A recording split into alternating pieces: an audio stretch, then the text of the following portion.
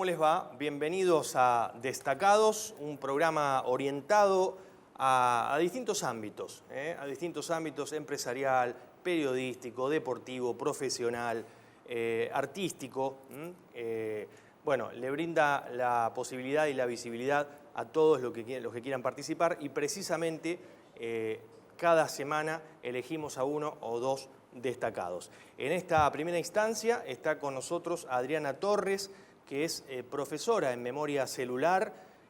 Justamente, bueno, esto es importante porque inicia un taller gratuito el próximo 29 de octubre a las 18:30 horas, vía plataforma Zoom. La temática: si no tuvieras miedo, ¿qué harías?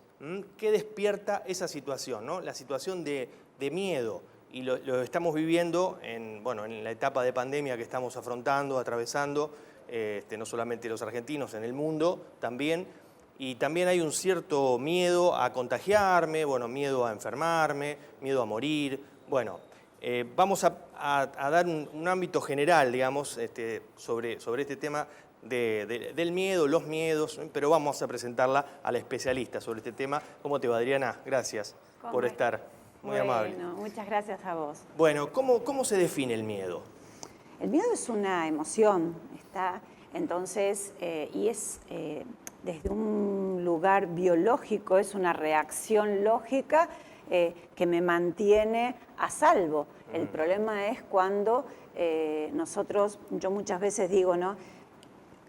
El miedo es esa herramienta que la usamos a conveniencia también, según nuestras necesidades, cuando nos comparamos frente a qué nos enfrentamos. Entonces, frente a determinadas situaciones, o la enfrento o huyo. Y cualquiera de las dos cosas es la reacción biológica natural del humano. El problema nuestro del humano es que muchas veces no identificamos nuestros miedos, por eso este taller tiene como temática: si no tuvieras miedo, ¿qué harías? Claro. ¿Sí? Es decir, ¿qué hago? ¿Cuántas cosas nos damos cuenta que no hacemos y ponemos una justificación? Entonces, no cambio de trabajo y bueno, viste cómo está el país. No salgo a la calle y vos viste por esto. O sea, de un montón de cosas vamos poniendo y vamos justificando el por qué no las hacemos. Son excusas, ¿no? Excusas. Entonces, ahora, si no las hago, ¿no será que atrás de esa excusa hay un factor fundamental que es el miedo? Entonces, si no tuvieras miedo, ¿qué harías? ¿Cuántas cosas dejamos de hacer por miedo? ¿Vos creés que en esto de poner excusas permanentemente, ¿no? ¿Hay más víctimas que protagonistas en todo lo que hacemos? Y sí, o sea, nosotros, para que haya una víctima, tiene que haber un victimario. No existe víctima sin victimario. Y el juego de la víctima y el victimario es un cambio de roles permanente. ¿Por qué? Porque en algún momento fuimos víctimas y luego nos convertimos de alguna manera en victimarios. Claro. ¿Sí? Hay reglas básicas entre la víctima y el victimario. Claro. Bueno, y cuando el miedo manda, gobierna, ¿se hace difícil una vida plena? Sí, creo que sí. Creo que fundamentalmente cuando el miedo manda, el miedo es el comandante de nuestra vida, y este miedo, lo importante es que nosotros lo podamos identificar. Una vez que lo tenemos identificado y sabemos a qué nos estamos enfrentando, es mucho más fácil el abordaje. Porque, por ejemplo, suponte que una persona dice: no estoy conforme con mi trabajo. Perfecto, no estoy conforme con mi trabajo. Ahora, ¿qué miedo hay detrás de esa disconformidad? Probablemente haya un miedo a que si dejo esto, lo que viene, y si no me va bien, y si fracaso, y si me va mal, ¿y qué hago? Puede ser que una persona por miedo deje una relación, por miedo no vaya al frente a una relación que la verdad que era lo que estaba esperando. Claro. Es decir, que nosotros por miedo dejamos de amar, dejamos de vivir experiencias que podrían ser lindas, dejamos de hacer esas cosas que sentimos por dentro que nos pondrían pleno. Bueno, todo eso lo dejamos de hacer por miedo.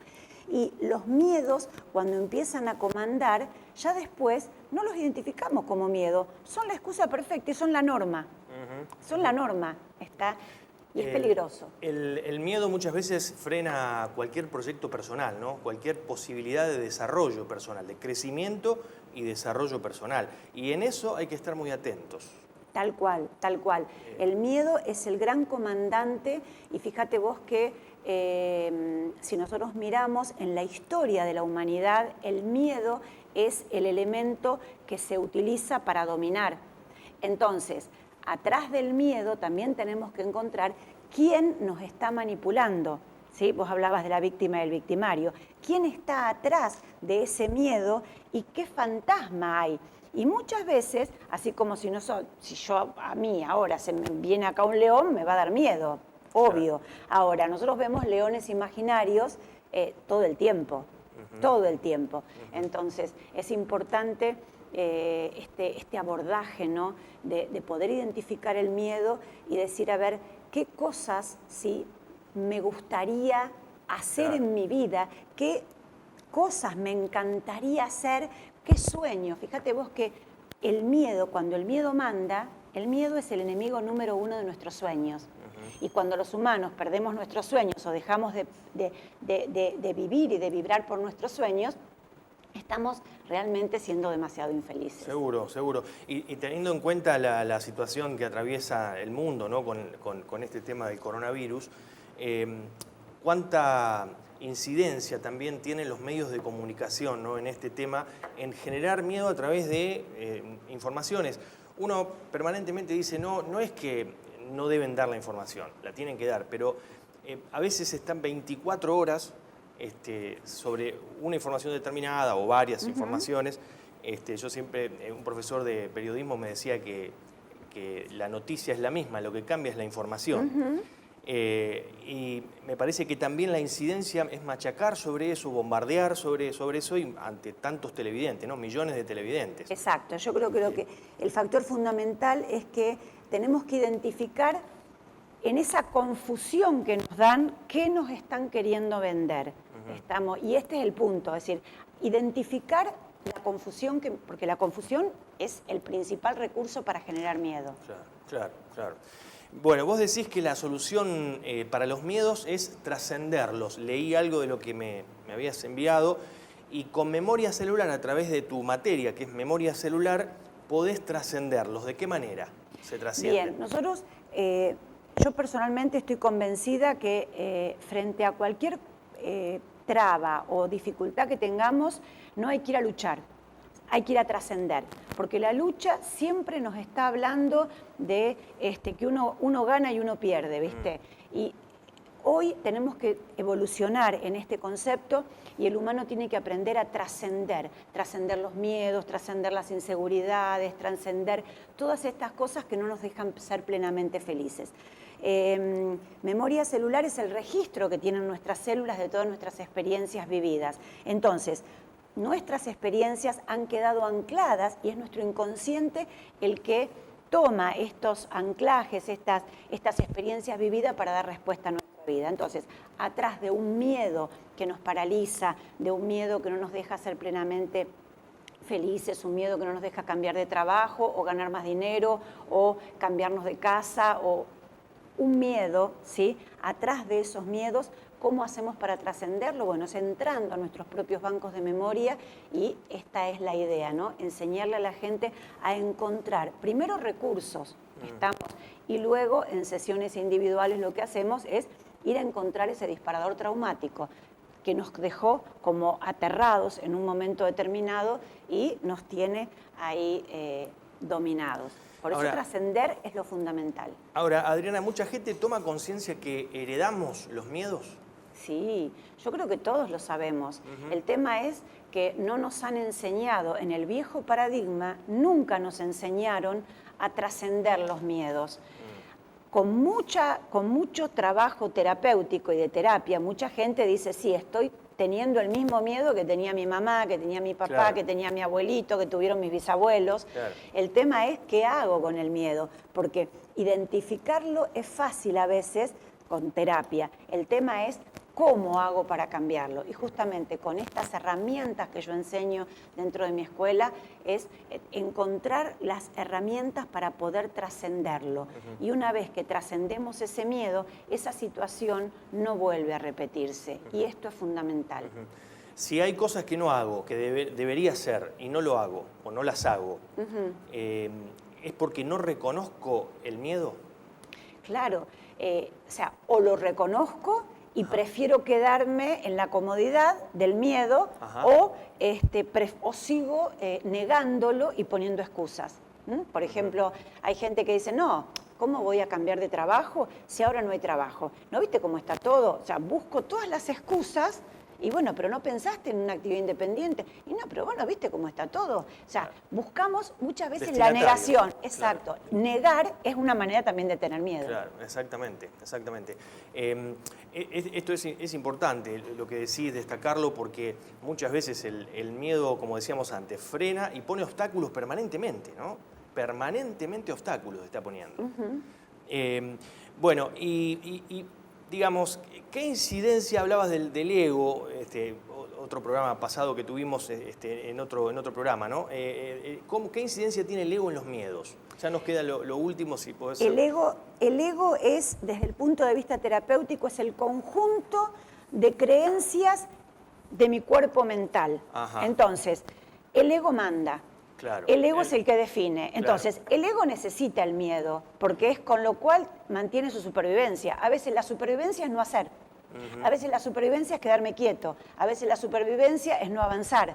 Pero esto no significa que yo en mi interior me sienta frustrada o me sienta mal y necesite. Entonces, por eso decimos que la herramienta del ego es el miedo. La herramienta del ser es el amor. Claro. Entonces, para trascender el miedo, podemos entrar en el amor. Bueno, Adriana, muchísimas gracias por estar acá en Destacados y reiteramos entonces, Adriana Torres, profesora de memoria celular, inicia un taller gratuito el 29 de octubre a las 18:30 horas vía plataforma Zoom. Gracias, muy amable. Gracias a vos. Bueno, hay una escuela de liderazgo y coaching, se llama Cambio y Desarrollo, la carrera inicia el próximo 29 de octubre. Usted se puede contactar al 11 441 65859. Es un programa de alto estándar con aval internacional, diseñado para dar un salto en tu vida y desarrollarte personalmente y profesionalmente. Y recién la teníamos con nosotros, Adriana Torres. Ella es profesora y dirige la escuela Hay un Día. Está autorizada, es una profesora autorizada en memoria celular. Bueno, los contactos para hablar con Adriana Torres, 341-666-0795.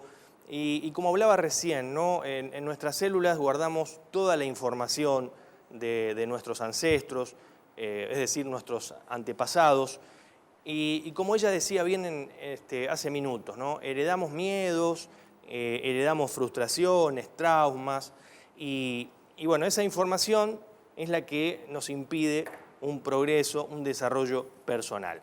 Bueno, vamos a hablar ahora con Pablo Prosperi, que está sentado a la mesa con nosotros, es ingeniero eléctrico, cuenta con un posgrado en ingeniería ambiental. Te doy la bienvenida, Pablo, gracias por estar acá. Muchas gracias, Marcelo. No, por favor, por favor. Bueno, en el rubro ingeniería eléctrica, ¿cuáles son las especialidades específicas en las que vos te desempeñás frecuentemente? Actualmente me estoy desempeñando en todo lo que es líneas de distribución eléctricas en media y baja tensión, muy dedicado a todo el tema emprendimientos urbanísticos. Ajá. Y para nivel industrial, todo lo que es tipos de acometidas en media tensión, es decir, los ingresos de la energía en media tensión en 33.000 volt o 13.200 volt, que es lo que se utiliza normalmente acá en la provincia, para transformarlos, digamos, a niveles de tensión que se utilizan dentro de las plantas, que son normalmente los 380 volts, ¿no? Repetí, entonces, los volts, ¿cómo es? Van de... Y en la provincia se utiliza. Sí, en la provincia de Santa Fe hablamos. En la provincia de Santa Fe se utilizan las redes de baja tensión, líneas de distribución de 380 volt. Sí. En distribución urbana y suburbana 13.200 volts, que se le suele decir 13,2 kilovolts, o 33.000 volts o 33 kilovolts, ya para distribución interurbana. Algunas redes dentro de las ciudades todavía continúan en algunas ciudades con 33.000 volts. Pablo, ¿cuáles son los pasos a seguir para solicitar a una distribuidora determinada de energía el suministro eléctrico? Básicamente lo primero que hay que hacer es un pedido de factibilidad. Ese pedido de factibilidad requiere un detalle del consumo estimado a tener ya sea en un emprendimiento urbanístico o en una industria, para ver si la compañía distribuidora eléctrica está en condiciones de suministrar la potencia que se requiere. Eso requiere de un análisis, de un estudio, digamos, de carga de la planta o del emprendimiento urbanístico, y a partir de eso, brindando los datos del usuario, preparando una nota para enviar a la distribuidora, se hace la solicitud de factibilidad, que como respuesta puede tener la ejecución o no de obras a cargo del cliente. Imaginamos que debe tener un tiempo, ¿en qué tiempo? Digamos, un tiempo prudencial, ¿no? Ese estudio de factibilidad. Sí, normalmente se responde, las distribuidoras responden rápido. ¿Responden rápido? Sí, en una semana, 15 días están respondiendo. Bien. ¿Qué debe incluir un proyecto para ser presentado ante una distribuidora de energía determinada? Para hacer el pedido y en función de la respuesta que tenga la factibilidad, porque pueden estar pidiendo algún proyecto específico. ¿Como cuál, por ejemplo? Y como por ejemplo decir, bueno, ustedes pueden conectarse en un determinado punto de conexión que está a determinada distancia del lugar donde se tienen que conectar. Claro. De donde está la demanda. Claro. Entonces hay que desarrollar la línea para llegar hasta ese lugar. Puede ser subterránea o aérea. Pero básicamente el proyecto debe incluir una memoria descriptiva donde uno tiene que describir en palabras todo lo que se piensa realizar, un cómputo de materiales que tiene que reflejar lo que uno ha diseñado en los planos. Claro. Ese cómputo de materiales tiene que estar apreciado porque todas las obras de distribución a cargo de los clientes, luego de aprobadas y ejecutadas, tienen que ser donadas por los clientes a la empresa distribuidora. ¿Y cuáles serían esos cómputos, digamos, que vos decís? El cómputo, por ejemplo, de escribir cada uno de los materiales, qué sé yo, en una línea puede ser los metros de conductor, la cantidad de postes, la cantidad de soportes, crucetas, todos los elementos que componen el proyecto. Todo esa, aparte, digamos, dentro del proyecto tiene que ir los planos y la descripción de los materiales. Bien.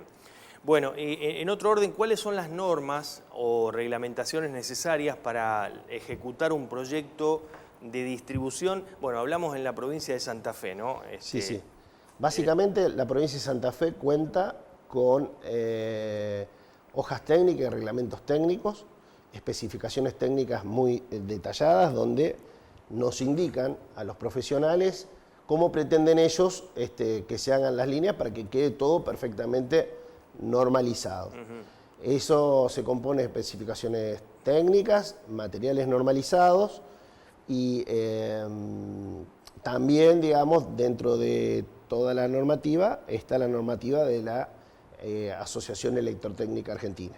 Esas especificaciones técnicas, ¿cuáles serían las que vos me decís? Y por ejemplo, qué sé yo, para redes de baja tensión, no sé, se llama, por ejemplo, especificación técnica número 97.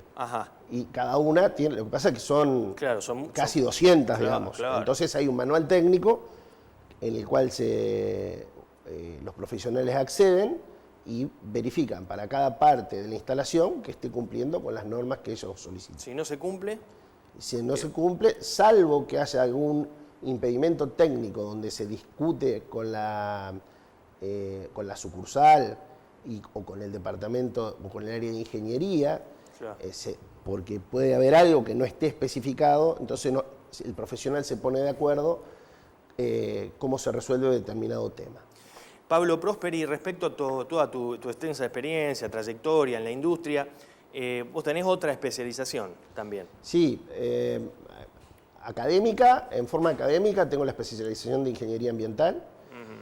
que es una carrera que seguí para aprovechar y ya todos los proyectos realizarlos desde un punto de vista ambiental, precisamente, teniendo en cuenta eficiencia energética, teniendo en cuenta el cuidado del ambiente.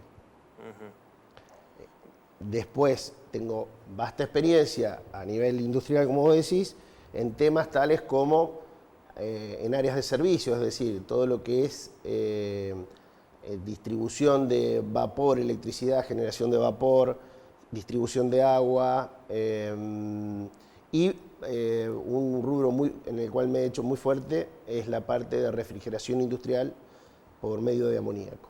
Claro, yo leía algo que me habías apuntado días pasados, y esto de amoníaco como refrigerante.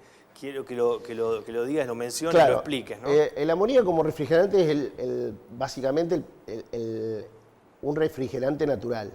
Ajá. El amoníaco está en el ambiente, el amoníaco es parte del ambiente. Claro. Otros refrigerantes son los freones y ya no son tan naturales. Claro. Y a nivel energético es el que mayor eficiencia energética tiene para producir frigorías. Claro. Bueno, vos contás con lo dijimos al comienzo del programa, con un posgrado en Ingeniería Ambiental, bueno, lo estás mencionando. ¿Qué aplicaciones o servicios podés brindarle a las industrias? Sí, en ese aspecto el rubro más fuerte dentro de la parte ambiental es todo lo que es tratamientos de agua, captación, tratamiento de agua, tratamiento de efluentes y toda la parte de eficiencia energética en la cual me he desarrollado como instructor de los gestores energéticos de la provincia de Santa Fe, en el rubro eléctrico. En el rubro específicamente, sí, eléctrico. Sí. Bueno, ¿qué debe hacer un industrial o un privado que tenga que desarrollar un proyecto eléctrico? Bueno, básicamente contar con un profesional en la materia, ya que toda la documentación que se presenta ante la EPE tiene que estar visada por el Colegio de Ingenieros Especialistas. Ajá. Y eso lo puede hacer solamente un ingeniero matriculado. ¿Se puede dar que no hay ingeniero matriculado? No, trabajan todos. Sí, hay. O sea, no digo que no haya un ingeniero matrculado, ¿se puede dar? No se puede presentar un proyecto, claro, sin estar matriculado. Exacto, vale la aclaración. Vale aclaración.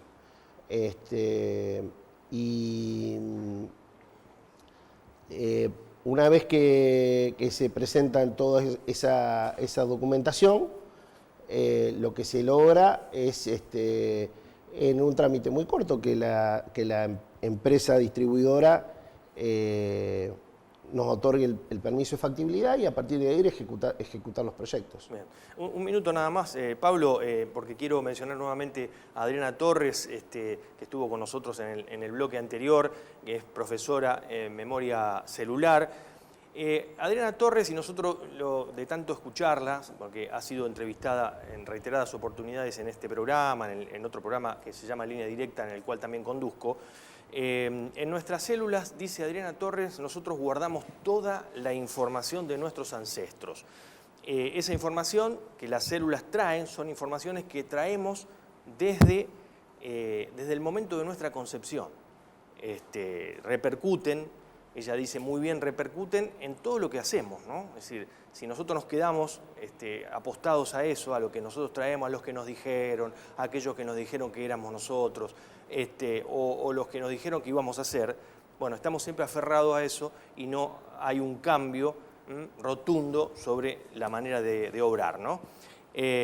Así que bueno, es importante esto. Y también para remarcar y decir, tenemos la Escuela de Liderazgo y Coaching, Cambio y Desarrollo.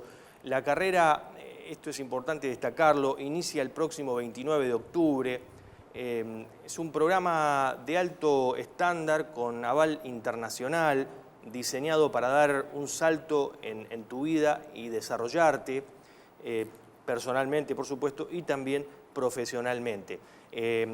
Hay un número de contacto 11 441 65 859. Seguimos con Pablo Prosperi, que es ingeniero eléctrico, cuenta con un posgrado en ingeniería ambiental.